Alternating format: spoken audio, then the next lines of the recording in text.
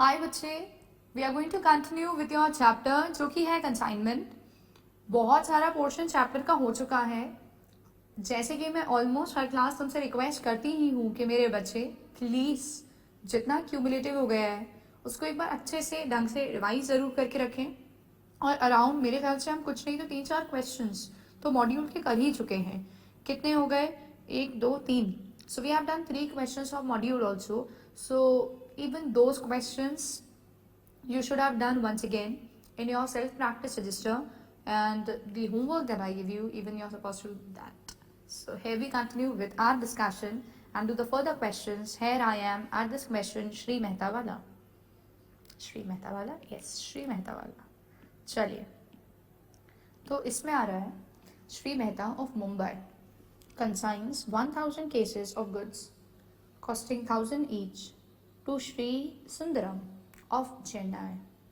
ठीक है, तो मैं बात की समरी साथ में बनाती जा रही हूँ फॉर योर अंडरस्टैंडिंग। तो यहाँ लिखा हमने श्री मेहता, ठीक है, श्री मेहता, और ये दे रहा है किसको? श्री सुंदरम, ठीक है, श्री सुंदरम कितने? 1000 @ 1000 each। Okay, now Shri Mehta ये पेज, तो मैं ये लिख देती हूँ पेड बाय हिम।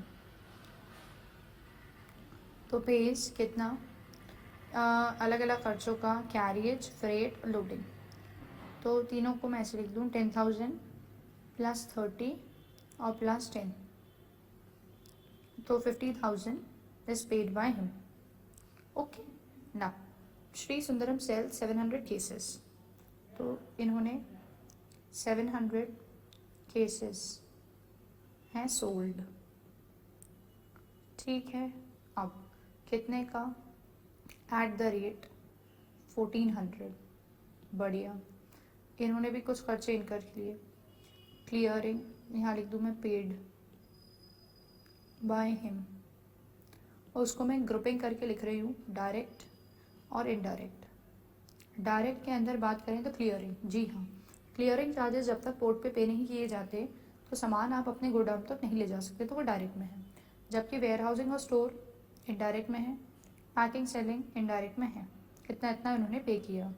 आगे, it is found that 50 cases have been lost in transit, तो 50 यूनिट्स यहीं लॉस्ट। तो जो उनको यहाँ रिसीव हुए, उनको जो यहाँ रिसीव हुए वो रहे 950, उनको जो यहाँ रिसीव हुए वो रहे 950, ठीक। फिर कह रहा है no no no no no no, आगे भी कुछ कहा, 100 आर स्टिल इन ट्रांजिट, 100 अभी भी ट्रांजिट में ही हैं। अब जब वो अभी भी रास्ते में ही हैं और पहुँच ही रहे हैं, तो इनको जो रिसीव हुए वो हुए 850। 1000 में से 50 लॉस, 950, 100 ट्रांजिट में, तो इनको जो रिसीव हुए वो 850 रहे, ठीक है। फिर कह रहा है कमीशन रहेगा, कितना रहेगा? @ 10%, ठीक। इतनी बात उन्होंने कही, और वही बनाना है हमको। We need to prepare a consignment account and you have to prepare consigning मतलब Sundaram's account. So should we start? Okay, you must have done it, this is what I expect, and if that's done you check it, okay, and clear all your queries and your doubts. So here I prepare consignment account का format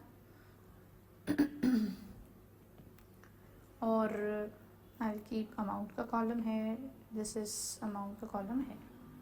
then यहाँ आए, यहाँ पे centre में line draw करी, और फिर यहाँ आए और यहाँ लाइन ड्रॉ कर दी, ठीक है।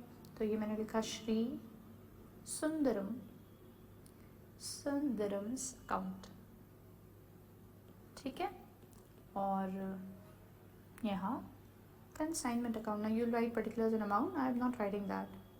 कंसाइनमेंट अकाउंट, नोट्स बहुत सिस्टमैटिक बनाएं, मेक देम वर्दी इनफ कि तुम जब रिविजन करो तो everything is there in your register and you don't need anybody else's help और सपोर्ट। चलिए यहाँ आइए, कह रहा है श्री मेहता इतना सामान भेजा, तो यहाँ लिखते हैं अपन डेबिट में 2 goods sent on consignment. Everything small calculation if it is, you can show in bracket there itself, so that adds to the beauty of presentation also. तो यहाँ 1000 into 1000, 1000 यूनिट्स, 1000 का एक, तो ये so that makes 10 lakh. Okay जी। वो होने के बाद इन्होंने ये खर्चे पे करे मिस्टर मेहता ने, तो क्या लिख दे, टू कैश या टू बैंक लिख दिया जाए, ठीक है। अब वहाँ नाम नहीं लिखने की ज़रूरत, आप तो वो सब ऐड कर सकते हैं, 10 30 10, तो 10,000 प्लस 30,000 प्लस 10,000, तो ये हुआ आपका 50,000, हमने यहाँ मेंशन किया, ठीक है। चलिए और आगे जाएं, this is done, this is done, this is done. फिर कह रहे हैं श्री सुंदरम सेल्स, तो सेल की इन्फॉर्मेशन आ गई, क्रेडिट में लिखा मैंने बाय श्री सुंदरम, और ब्रैकेट में कैलकुलेशन शो करते 700 केसेस बिके 1400 रुपये के हिसाब से, तो सेल्स डाल दीजिए बाहर। So today I have a calculator with me, तो 700 into 1400, so it makes how much, 9,80,000 के 700 केसेस सेल हुए। Done, this is also done. Coming to next, clearing charges. Clearing charges उन्होंने ये सब पे किया है, तो हमने लिखा 2 श्री सुंदरम। अब इसके नाम के नीचे पहले लिख लिया clearing charges 8500, warehousing and storage 17,000, और पैकिंग एंड सेलिंग 6,000, और even we need to pay him commission, so that will also come here only. And what's the value of commission? 10% of sales. So sales are of 9,80,000. उसका 10% how much does it make? 98,000. So that will go as commission.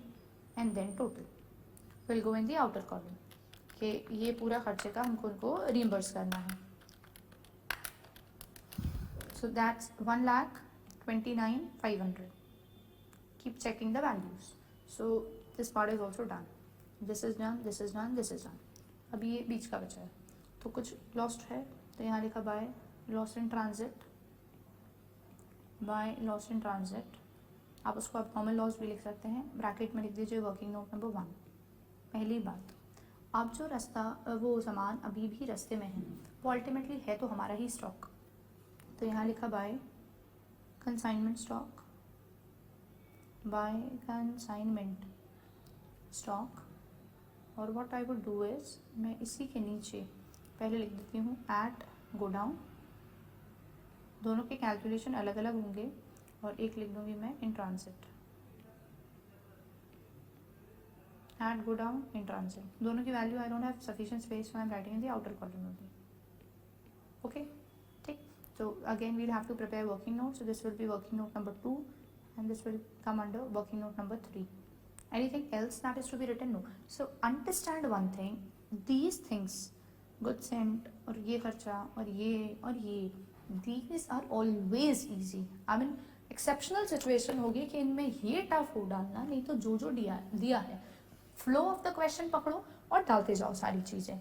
अब जो चीज़ें बची हैं हमको उसका side तो बताए, so put it at the proper side, right working note number 1 2 3, तो ये फॉर्मेट हो गया है ready, so we will calculate that. अब पैरेलल एक काम और कर दो, इनके अकाउंट में जाओ, श्री सुंदराम के जितने का सामान बेचा हमको उतना उनसे लेना है, तो यहाँ लिख दो 2 consignment account, 2 consignment account. You can right bracket में सेल्स भी क्लैरिटी के लिए, इसलिए डेबिट में लिख रहा है क्योंकि पैसे लेने हैं 9,80,000, क्रेडिट में लिख दो बाय कंसाइनमेंट। सारी जितनी चीज़ें उन सबको ऐड कर दो, ना भी करो तो वहाँ दिख ही रहा है 1,29,500, इतना पैसा हमको उनको देना है, 1,29,500, ठीक है। अब आए हम कहाँ, वर्किंग नोट पर। चलिए वर्किंग नोट नंबर 1 बनाऊँ मैं, प्रॉपर लिखेंगे वहाँ calculation of goods lost in transit, रास्ते में ही जो सामान खो गया, जो सामान कंसाइनी तक पहुँचा ही नहीं, goods lost in transit, goods lost in transit, ठीक। अब क्या करना है, सबसे पहले हम ले लें वो यूनिट्स कितने हैं, तो वो यूनिट्स हैं आपके 50 यूनिट्स, क्वांटिटी है 50 यूनिट्स, तो पहले आ जाएगा कॉस्ट। कॉस्ट क्या ले लें, 50 इंटू एक यूनिट कितने का था, 1000, तो 50 यूनिट्स जो कोई वो कितने के हो गए, 50,000।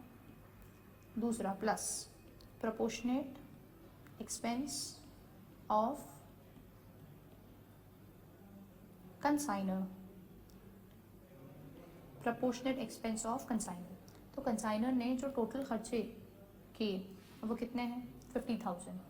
अब ये जो 50,000 है वो मैंने लिखा यहाँ, ये जो 50,000 है this was spent for all the units and how many units were sent, 1000 units were Saint, so you can understand that for each unit rupees 50 was spent, for each unit rupees 50 was spent, so how many units are lost, 50, so 5 5s are 25 and 2 zeros 2500, so it's 52,500.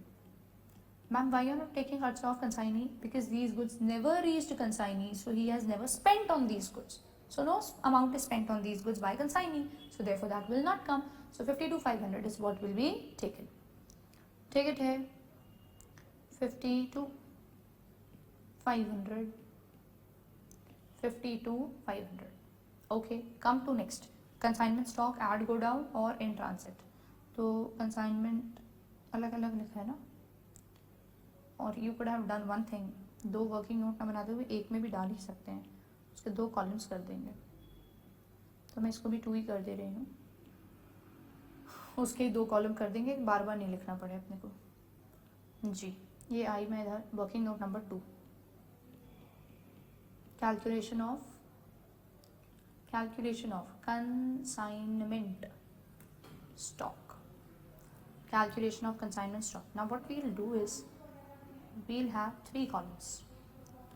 In one we'll write sentences, in other we'll write कि वो है कहाँ, in go down, in transit, ठीक है। सबसे पहले मैं quantity लिख देती हूँ, तो गोडाउन वाले की तो नहीं पता, ट्रांजिट की 100 है, तो गोडाउन की क्वांटिटी हम यहाँ नीचे निकाल लें।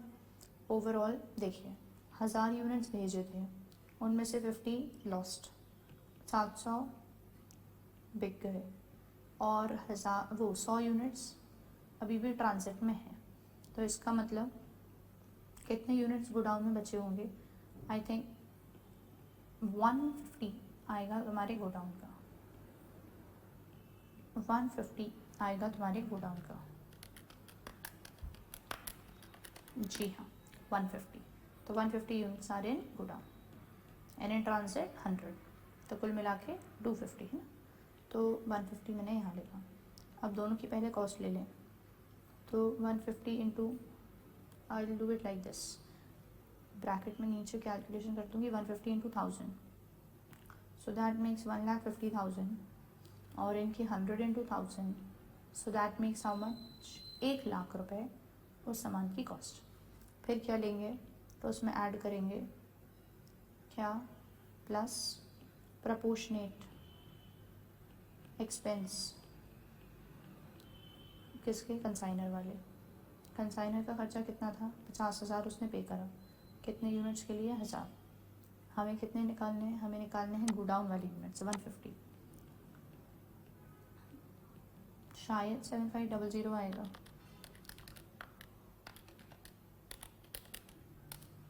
जी।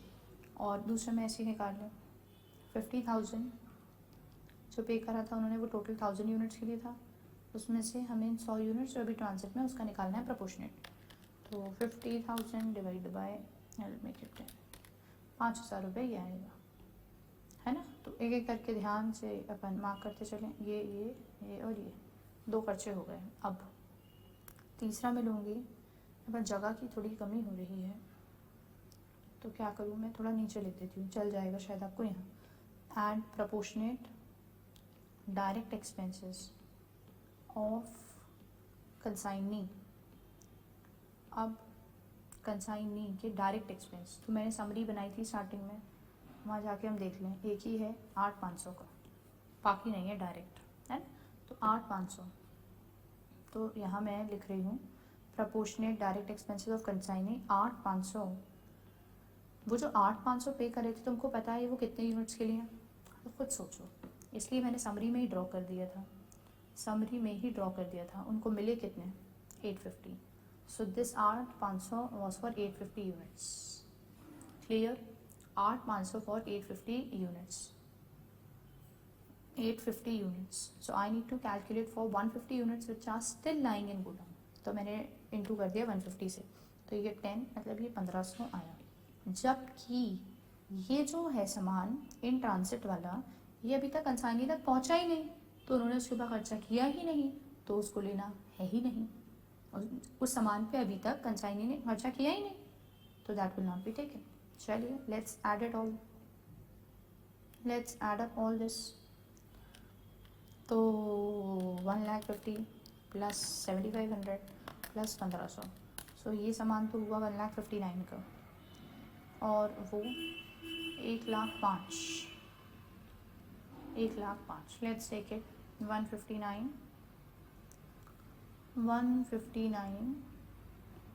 और 1,05,000. ठीक है, 159 और 1,05,000. ठीक है. चल अब निकालो प्रॉफिट या लॉस कितना क्या आ रहा है.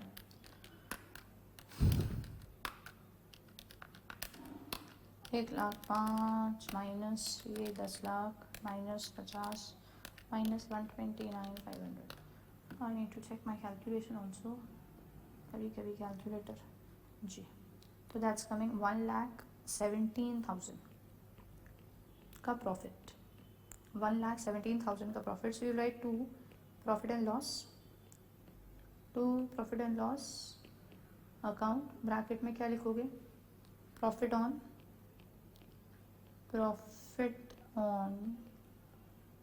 Consignment. Profit on consignment 1,17,000. Profit on consignment 1,17,000. ठीक है, क्लियर? ओके. श्री सुंदराम का ये नहीं बताया कि जो बैलेंस पैसा है वो उन्होंने दिया या नहीं दिया.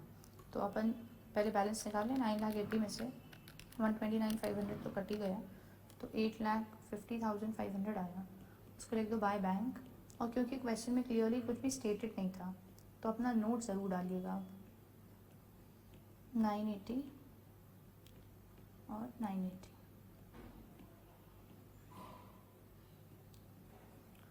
ठीक है, तो ये पार्ट मैं इधर का रब कर दूँ थोड़ा, और इसका नोट डालें नीचे.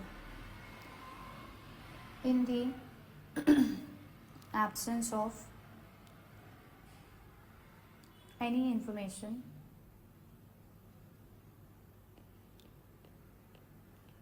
it is assumed that हमने यही माना कि पैसे मिल गए होंगे. assume that Shri Sundaram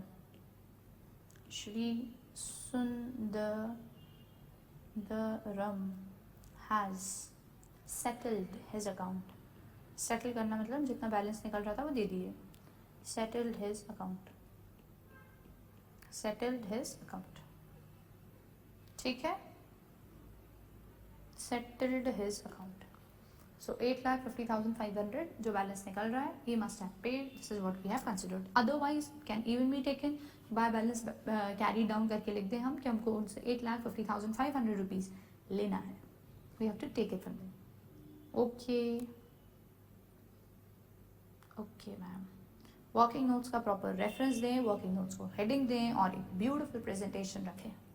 so look like wow, पूरा सही, कैलकुलेशन भी सही, नो कटिंग नो स्क्रिबिंग. कटिंग को अवॉइड करना है, वो बहुत इंपॉर्टेंट है. वाई कटिंग को अवॉइड करना है मैम? देखो क्या होता है, किसी ने कोई चीज़ लिखी, जैसे मैं यहाँ लिखूँ, आई रोट समथिंग 44, फिर I did, then I wrote 48, then so it was actually 50, then I wrote like this. So this is showing lack of confidence. This is showing a confused state, that the student is confused, he's forgetting, he doesn't have grip, he's not clear what is right and what is wrong, so he's like jumping here and there.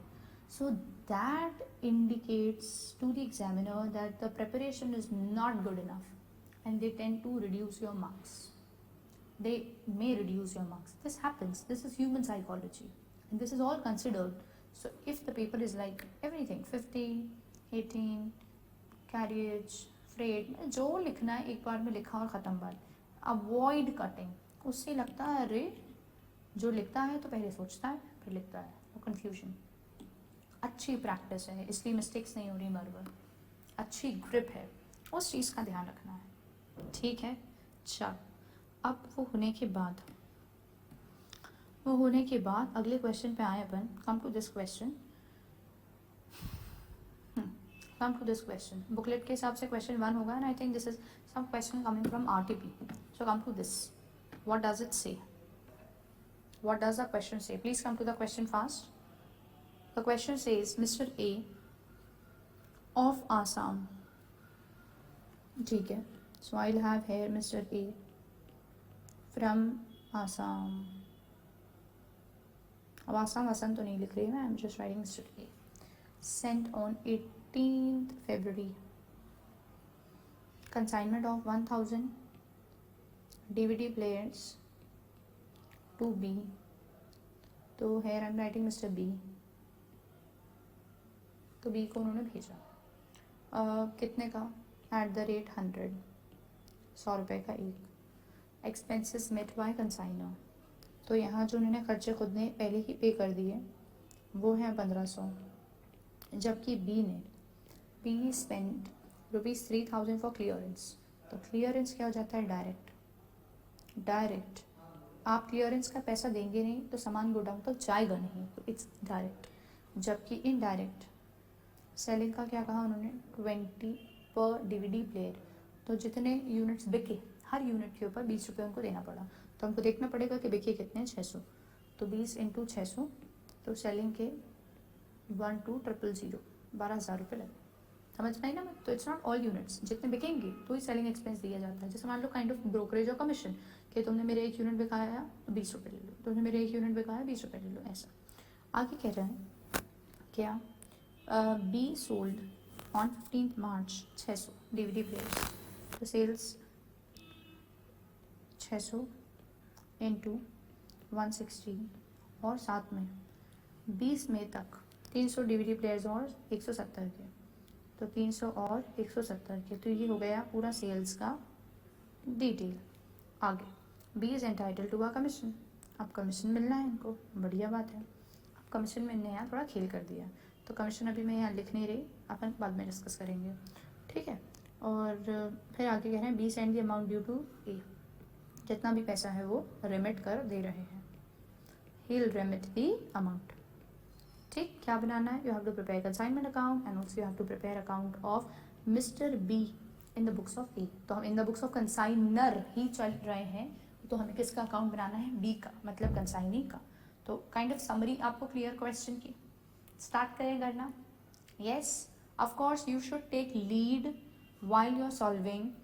I am तो solving it so that it's a kind of similar question only. सिर्फ मैं करने को ये कर सकती हूँ कि मैं कमीशन डिस्कस कर लूँ, but I am doing it full length again so that you sitting at home and studying don't face any sort of inconvenience. That should not happen. इसलिए I am solving all. कि चलो यार let me solve. ऐसे it's not my area. Practice के लिए you should do it yourself. चलो भाई. So the two formats are ready. I'll make this Chhotu. It's very big. ये कौन सा है? कंसाइनमेंट अकाउंट हमारा. Consignment account. और अगला मिस्टर बीज अकाउंट, मतलब कंसाइनी. Mr B's account.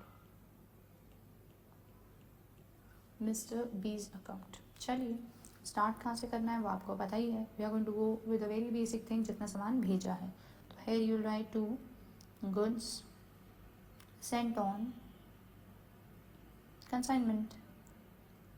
Goods sent on consignment. तो ब्रैकेट में लिखा मैंने कितने यूनिट्स भेजे हैं? 1000. कितने का एक है? 100. तो कितने रुपए हो गए? 1 लाख. 1 लाख रुपए. एक्सपेंसेस जो उन्होंने खुद ने पे कर दिए थे मेट बाय हिम. तो टू कैश या to bank anything you can write 1500. तो ये लाइन हुई, ये पॉइंट हुआ। बी ने जो दिया 3000 क्लियरिंग के, तो यहाँ लिखेंगे हम बी के नाम से, क्योंकि हमें बी को वो पैसा देना रहेगा। बी इस अकाउंट क्या आ रहा है, clearance 3000, selling expense, selling expense क्या बोला मैंने आपको, 20 इंटू जितने यूनिट्स बिके, है ना। तो मैंने उस टाइम सिर्फ 600 लिए थे, एक्चुअली बिके हैं ये 600 और ये 300, मतलब 900, तो 18,000 रुपये। और क्या देना है, कमीशन, उसका तो कैलकुलेशन होगा, तो उसके लिए let me right they working note number 1, जो भी वैल्यू आएगी दैट वील पुट हेयर। और बिक गया सामान, तो क्रेडिट में लिखेंगे by B's account. So in bracket I am writing the values 600 into 160 plus 300 into 170. तो add कर दीजिए, you can take your calculator. In your calculator you can type 600 into 160, you can do memory plus, then 300 into 170 again memory plus and MRC. So how much does it make? This calculator is a poor calculator, 96,000 or so it's coming 1,47,000. If I'm not wrong, 1,47,000 is what you get. 1,47,000. Just check it. Are you comfortable till here? Any दिक्कत, any problem? तो वो note करते रहना, ma'am से ये बात पूछनी है हमको, ठीक है। चलो 1,47,000 यहाँ तक आया। अब क्या करना है, अब कुछ उन्होंने लॉस के बारे में तो कहा नहीं है, कुछ सामान बचा ही होगा, भेजा 1000 है, बिका 900 है, 600 एंड 300, तो यहाँ मैं नाम लिख दूँ by consignment stock, by consignment stock, उसके लिए बन जाएगा हमारा working note number 2. So of course we will come to that, but before that we should go where B's account, and in B's account we should write the basic thing. तो हमें B से पैसे लेने हैं, जितना सामान बिक गया उसके रिस्पेक्ट में, तो जो पैसे लेने हैं उसके लिए क्या लिखते हैं, to consignment. Why we are writing on the debit side, क्योंकि हमारा असेट बढ़ा, सेल्स कितना 1,47,000 और इधर वाला पार्ट अभी हम लिखने की पोजीशन में नहीं है, क्योंकि हमें कमीशन कैलकुलेट करना है। इंडिविजुअल लिख रहे होते तो डाल सकते थे, कमीशन कैलकुलेट करना है तो लिख के छोड़ दें बाय कंसाइनमेंट, बाय कंसाइनमेंट, है ना। Let me just write and then we leave. All right, let's come to our working note now. It's not tough, but students do find it tough because they don't read the language carefully. Working note number 1. Working note 1. The working note 1, calculation of what? Commission. Calculation of commission. What do they say? Read it. B is entitled to a commission of 25 per DVD player sold. तो एक तो ये है ordinary commission, ordinary commission इतना तो मिल रहा है, 25 into जितने DVD प्लेयर्स बिके हैं, 900 बिके हैं, 600 वो, 300 वो, 900, तो ये मैंने लिखा 25 into 900, 22,500. This is one commission, okay, I am putting it in box. आगे प्लस वन मोर, क्या 1/4 ऑफ द अमाउंट, 1/4 ऑफ मतलब होता है into amount by which the gross sales proceeds, gross sales proceed मतलब जितनी भी सेल्स आई है, कितनी सेल्स है 1,47,000, तो 1,47,000 ग्रॉस सेल्स प्रोसीड्स लेस मतलब माइनस टोटल कमीशन। अब टोटल कमीशन मतलब एक कमीशन तो पता है हमको 22,500 है, और एक कमीशन तो हम निकाल ही रहे हैं दूसरा वाला, तो उसको मैं एक्स मान लेती हूँ, तो ये मैंने ऐसा कर दिया 22,500 प्लस एक्स। क्यों किया मैंने 22,500 प्लस एक्स, क्योंकि टोटल कमीशन वर्ड है सेंटेंस में, और टोटल मतलब जो ऊपर आपका या वो, और जो ये आप निकाल रहे हो ये खुद भी, तो इसलिए मैंने लिख दिया 22,000 प्लस एक्स, तो वो लेस करना है टोटल कमीशन। फिर कह रहे हैं एक्सीडेड, तो मैं तुमसे अगर ऐसा पूछूँ 100 लिखूँ और 20 लिखूँ, और मैं बोलूँ हाउ मच 100 एक्सीड्स बाय 20, तुम कैसे निकालोगे, माइनस करोगे ना, वही बात यहाँ करना है। तो यहाँ लिखा है एक्सीडेड, तो एक्सीडेड मतलब माइनस करो फिर से, क्या कैलकुलेटेड @125 पर प्लेयर सोल्ड, तो 125 पर प्लेयर सोल्ड मतलब 900. तो वर्ड आया एक्सीडेड, तो how much 100 exceeds by 20, so how you will get it, so you will subtract.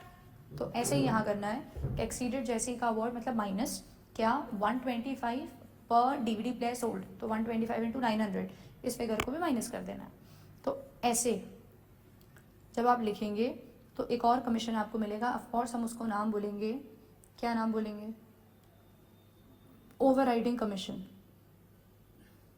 नाम ओवरराइडिंग क्यों, क्योंकि ये एडिशनल कमीशन मिल रहा है, कुछ एक एडिशनल कमीशन मिल रहा है ये इसलिए. अच्छा करिए, चलिए solve.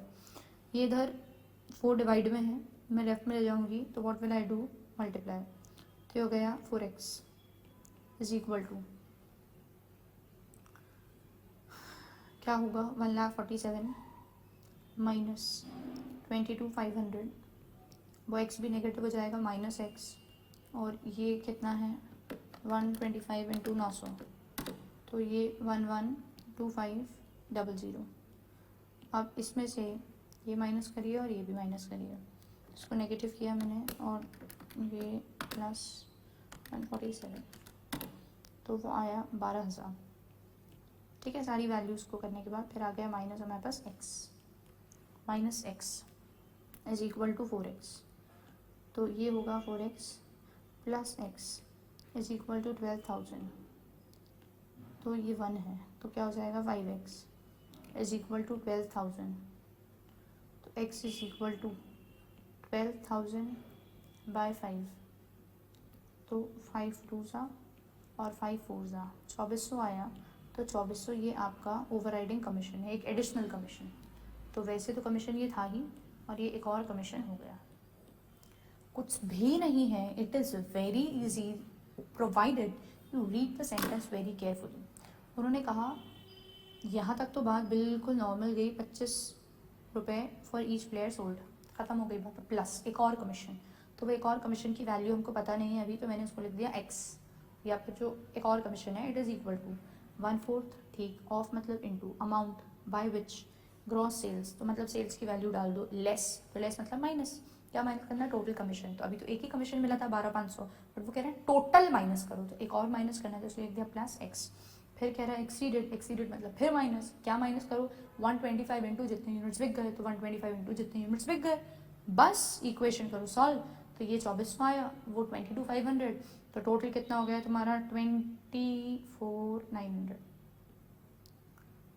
24,900. Yes, let's take it back, और वहाँ जाकर लिख दीजिए कमीशन में 24,900, और तीनों को ऐड करके बाहर, ये 27,900, 27,900. अरे यार ये 900 into 20 plus 27,900, 45,900. So where will I take this 45,900? I'll take here credit 45,900. I'll still go back to the working note and I'll display it for you. Please look at it carefully and read it. I mean, this equation I did not know myself that I have to make it. Then how did you make it, ma'am? I simply went through the language. They are saying plus, there's one more commission. I don't know what's the value of that commission, so I have taken it as x. It is equal to what? 1/4, so I have written 1/4. Then they said off, so I wrote into. Then they told sales proceeds, so I have written the value of sales. They told less, so I have written minus. Then they're saying total commission, so I knew only one commission. दूसरा तो I don't know, तो उन दोनों को add करेंगे तो ही total मिलेगा. फिर कह रहे हैं एक्सीडेड मतलब फिर माइनस, क्या माइनस करो 125 इंटू जितने यूनिट्स बिक गए, तो कर दिया, तो इक्वेशन बन गई, सॉल्व करा, आंसर निकाल लिया. तो लोड लेना ही नहीं, कोई याद करके थोड़ी ना जाना इक्वेशन, सेंटेंस दिया ही होगा, पढ़िए डालिए, पढ़िए डालिए, पढ़िए डालिए, आंसर निकाल लीजिए, बस और क्या. तो टेंशन नहीं, और फिर भी कोई डाउट रह जाए तो नोट कर लेना, मुझसे फिर पूछ लेना. ठीक है, चले आगे. ओके मैम, तो बनाएंगे अब हम working note number 2. Working note number 2, और हमको क्या कैलकुलेट करना है, तो कैलकुलेशन ऑफ कंसाइनमेंट स्टॉक, जो सामान अभी बिका नहीं उसकी value. Calculation of consignment stock. Calculation of consignment stock. पहले तो यूनिट्स लिख लें या क्वांटिटी लिख दीजिए, तो वो है आपकी 100 units. If I am not wrong, how many units were sent? 1000. How many are sold? 900. There is nothing like loss और सो 100 यूनिट्स। अब क्या लिखना है हमको? पहले कॉस्ट। कॉस्ट के लिए कैसा क्या किया जाए? तो जो भेजा था सामान उसका रेट देख लें, क्या रेट दिया था?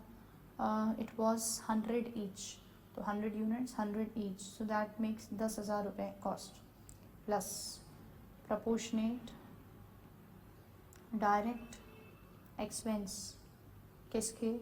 Of consignor. तो जो कंसाइनर है उन्होंने टोटल कितने रुपए खर्च किए थे? शायद 1500 थे। यस, तो जो ये इन्होंने 1500 स्पेंड किए, this was spend for all the units and how many units were there? 1000. तो 1500 was for 1000 units and we need to calculate proportionately how much was spent for these 100 units जो unsold है। ठीक है, तो ये cut ये cut, तो that makes 150। 150, ठीक। फिर प्लस फिर क्या प्लस करना है? सामान कहाँ रखा है? कंसाइनी के गोडाउन में, तो गोडाउन तक पहुँचा तो कंसाइनी वाला खर्चा, तो प्रोपोर्शनेट, मेरे को यहाँ डायरेक्ट नहीं लिखना था, कंसाइनरी है वो तो वैसे भी, फिर भी कोई proportionate direct expense of consignee. तो कंसाइनी के खर्चों में डायरेक्ट एक्सपेंस मैंने आपको जब ड्रॉ करके समरी बताई तभी बता दिया था। तो डायरेक्ट एक्सपेंस कितने रुपए का था? ये एक मात्र 3000 का, ठीक है, 3000 का। तो 3000 रुपये कंसाइनी ने वो क्लियरिंग चार्जेस या कुछ के खर्च किए पूरे यूनिट्स के लिए for 1000। So we need to calculate proportionately वो 100 यूनिट्स के लिए कितना स्पेंड हुआ? 300, ठीक है। So we add up all that, so that makes 10,450 and this is the value of your consignment stock. Value of consignment stock, ठीक है। चलो 10,450, so here I take it 10,450, 10,450। चलिए देख लीजिए इतना और कैलकुलेशन करें हम।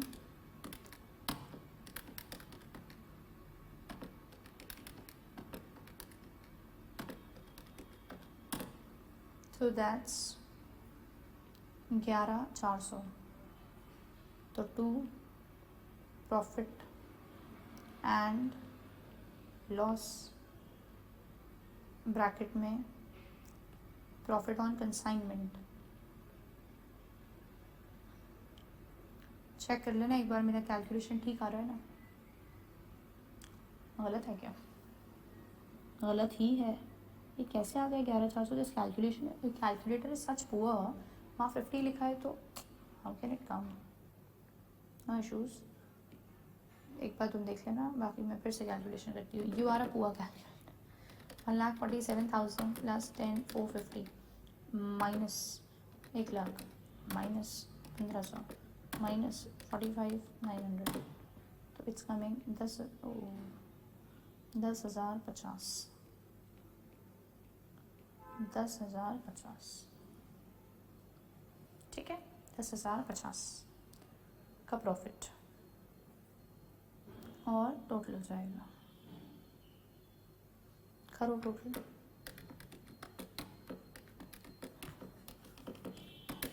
सो इट्स 1,57,450, 1,57,450, ठीक है। अब आ जाइए इधर mister B.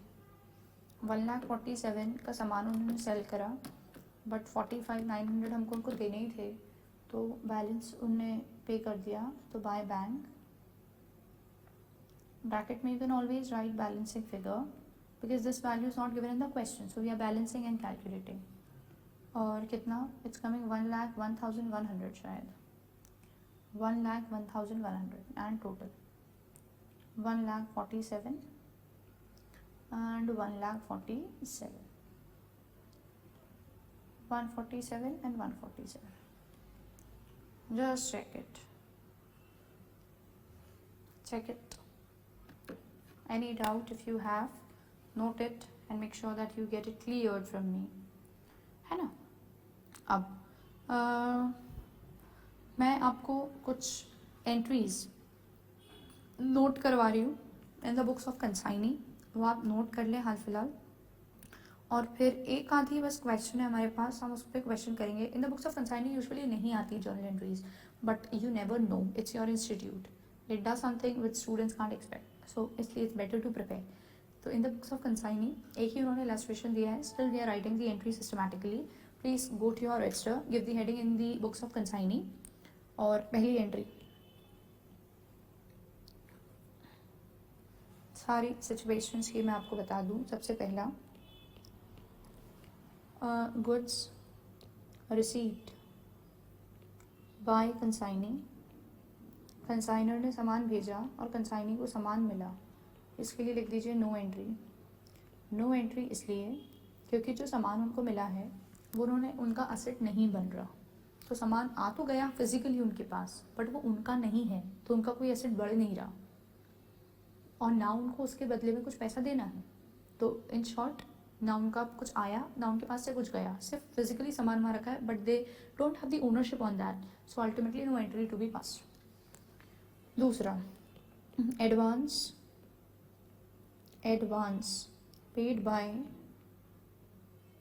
Paid by consignee. तो जब एडवांस पे कर रहे हैं तो एंट्री हो जाएगी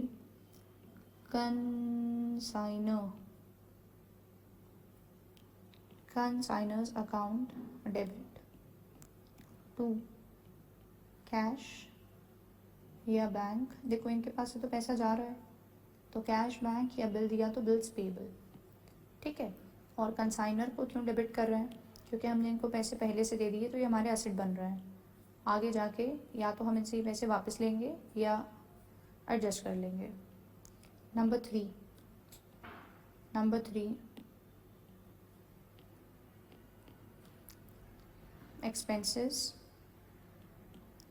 एक्सपेंसेस कोई भी खर्चा, डायरेक्ट हो या इनडायरेक्ट, पेड बाय कंसाइनी. कोई भी खर्चा कंसाइनी ने अगर पे कर दिया तो यही एंट्री आएगी, consignor's account debit to cash या बैंक. मैम क्यों ऐसा कह रही हैं आप, क्योंकि एक्सपेंस नाम क्यों नहीं आएगा मैम, क्योंकि इन्होंने कंसाइनी ने पैसा दिया तो उनका कैश या बैंक बैलेंस कम हुआ, तो वो तो रिकॉर्ड किया, बट वो खर्चा उनका नहीं है. उनका खर्चा होता तो एक्सपेंस का नाम आता, वो पैसा वो कंसाइनर से रिकवर कर लेंगे. तो क्योंकि वो उनसे पैसा रिकवर कर लेंगे तो ये उनके लिए एसेट है. तो consignor is a kind of debtor for him हाल फिलहाल, that I am going to get back my money from consignor, so asset. ठीक है, ओके. चलिए नेक्स्ट, नंबर 4, फॉर कमीशन. जो कमीशन इनका निकल रहा है, ठीक है, तो इनकी वो इनकम है और लेना किससे है, कंसाइनर से. तो एंट्री लिखिए, consignor's account debit to commission received. Commission receive क्यों क्रेडिट कर रहे हैं, क्योंकि ये इनकी इनकम है, तो इनकम है तो इसलिए नाम आया. और पैसा लेना किससे, हमको वो वाला भी कंसाइनर से. तो कंसाइनर को डेबिट क्यों किया, इनसे पैसा हमको ये लेना है, तो ये भी पैसा लेना है, ये भी पैसा लेना है, वो भी पैसा लेना है, तो 3 चीज़ें हो गई. ठीक है, चलिए अगले पे आइए. Number 5, for goods sold.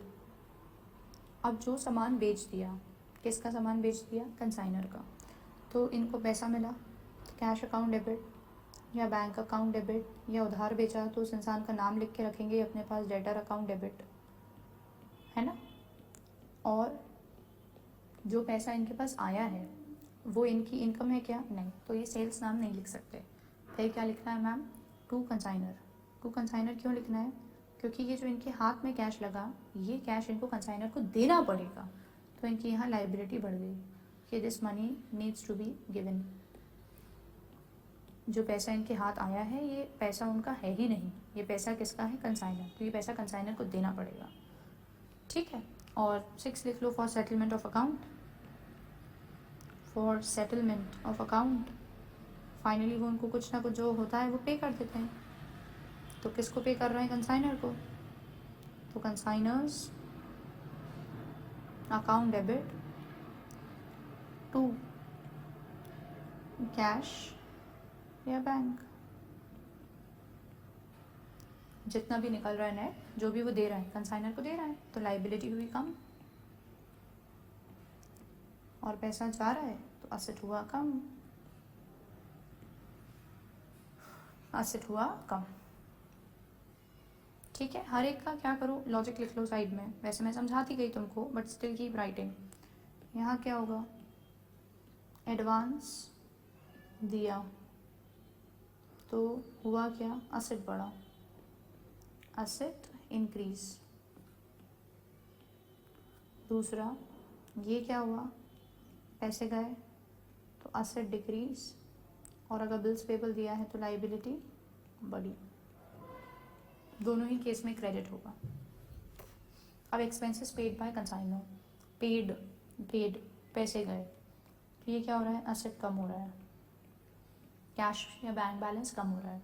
But ये क्या हो रहा है? एक टाइप से आप लिख लीजिए जैसे डेटर बढ़ रहा है कि ये पैसे मैं उनसे ले लूँगी तो फ्यूचर में क्या है? रिसीवेबल, इसलिए इसको डेबिट कर दिया। सेम बात यहाँ, ये क्यों क्रेडिट कर रहे हैं? ये तो मैंने लिखवा ही दिया था, ये उनकी इनकम है, इनकम। और ये क्यों डेबिट? क्योंकि ये पैसा क्या है? लेना है, रिसीवेबल। किससे? कंसाइनर से। तो ये क्या हो गई उनकी? वापस से क्या हो गई उनकी? असेट बढ़ा। फिर फॉर गुड्स सोल्ड, तो ये क्या? पैसे तो उनके पास आ गए, असेट बढ़ गया, बट वो पैसा उनका है ही नहीं, वो पैसा किसी और का है, उनको वो पैसे वापस करना पड़ेंगे। तो क्या बढ़ गई? साथ में लाइबिलिटी, ठीक। फॉर सेटलमेंट ऑफ अकाउंट में तो मैंने तुमको लिखवा ही दिया। तो ये एंट्रीज एक बार आप वापस गो थ्रू कर लीजिएगा। अगली क्लास जो एक इसका इलस्ट्रेशन मॉड्यूल में दिया है मैं वो डिस्कस करूँगी, और फिर आगे चैप्टर का जो कंसेप्चुअली लास्ट पार्ट है उसकी ओर हम बढ़ेंगे, ठीक। पर हर क्लास के देखने के बाद क्यूमुलेटिव रिविजन आवश्यक है ताकि चैप्टर पे ग्रिप आ पाए। Chapter I told you in the very beginning, very tough. National level it is considered to be one of the toughest chapter. Despite of the fact, anybody who revises regularly and attends my class properly, it's always that my students are able to do it absolutely correct. Absolutely. Not just in mock test, yeah, in class. Even in the examination, they do it absolutely correct and they are confident, ma'am, मैं तो consignment सही कर. So that is what is expected of you even. Please revise properly and no issues. If there are any doubts, note them down and discuss with me. Okay? Thank you so much. Take care. God bless you all. Bye bye.